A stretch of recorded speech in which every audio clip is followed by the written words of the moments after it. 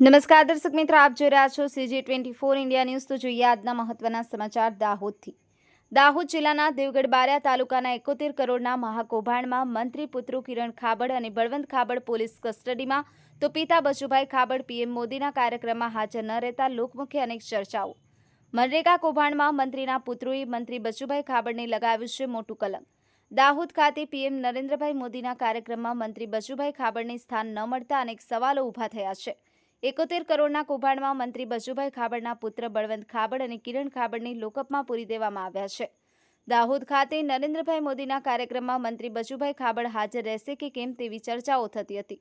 મંત્રી બચુભાઈ ખાબડ, તેમના પુત્ર કિરણ ખાબડ અને બળવંત ખાબડ દ્વારા 71 કરોડના મનરેગા કૌભાંડ આચરતા દાહોદ ખાતે પીએમ નરેન્દ્રભાઈ મોદીના કાર્યક્રમમાં મંત્રી બચુભાઈ ખાબડ સ્ટેજ પર ન જોવાતા અનેક સવાલો ઊભા થયા છે।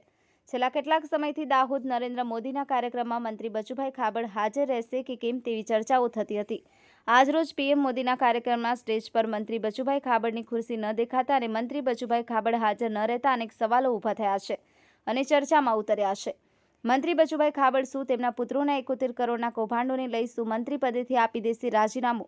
પીએમ મોદીના કાર્યક્રમમાં હાજર ન રહેતા મંત્રી બચુભાઈ ખાબડ ભૂગર્ભમાં જતા રહ્યા હોવાની લોકમુખી ચર્ચા થઈ રહી છે। CG24 ઇન્ડિયા ન્યૂઝ સાથે ચેતનાબેન ગણાવા, હરમેશ સત્યની સાથે।